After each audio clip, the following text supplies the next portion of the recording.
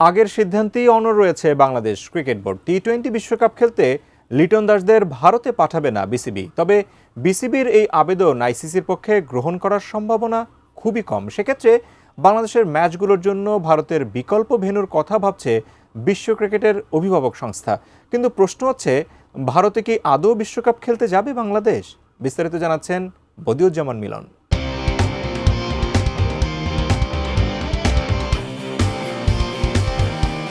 Bangladesh cricket বোর্ডের চাওয়া শ্রীলঙ্কায় যেন সরিয়ে নিয়ে যাওয়া হয় লিটন দাসদের সব ম্যাচ।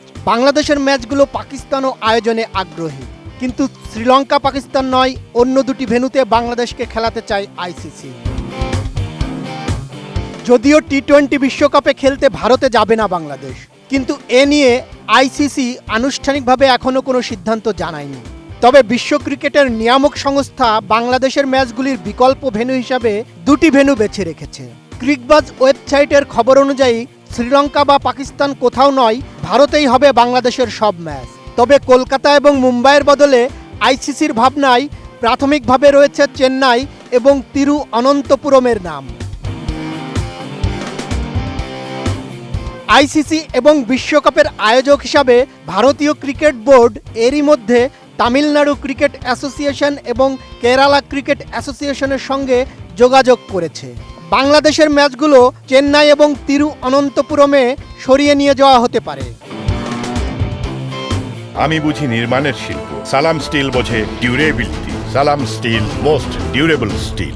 তামিলনাড়ু এবং কেরালা কর্তৃপক্ষ বাংলাদেশের ম্যাচগুলো আয়োজনে আগ্রহ দেখিয়েছে।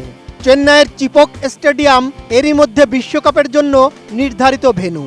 সেখানে ভারত অস্ট্রেলিয়ার সম্ভাব্য সুপার 8 ম্যাচ সহ মোট 7টি ম্যাচ হওয়ার কথা রয়েছে।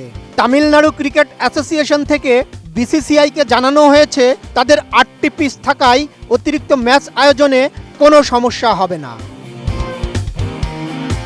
বর্তমান সূচি অনুযায়ী বাংলাদেশের 3টি ম্যাচ কলকাতায় অনুষ্ঠিত হওয়ার কথা। ওয়েস্ট ইন্ডিজের বিপক্ষে 7 ফেব্রুয়ারি, ইতালির বিপক্ষে 9 ফেব্রুয়ারি এবং ইংল্যান্ডের ম্যাচটি 14 ফেব্রুয়ারি। এরপর 17 ফেব্রুয়ারি নেপালের বিপক্ষে খেলতে বাংলাদেশকে মুম্বাই যাওয়ার কথা রয়েছে। যদিও বাংলাদেশের ম্যাচ কলকাতা থেকে চেন্নাইয়ে বা ভারতের অন্য যে কোনো ভেন্যুতে খেলার বিষয়ে বিসিবি সভাপতি আমিনুল ইসলাম এরই মধ্যে গণমাধ্যমে কথা বলেছেন।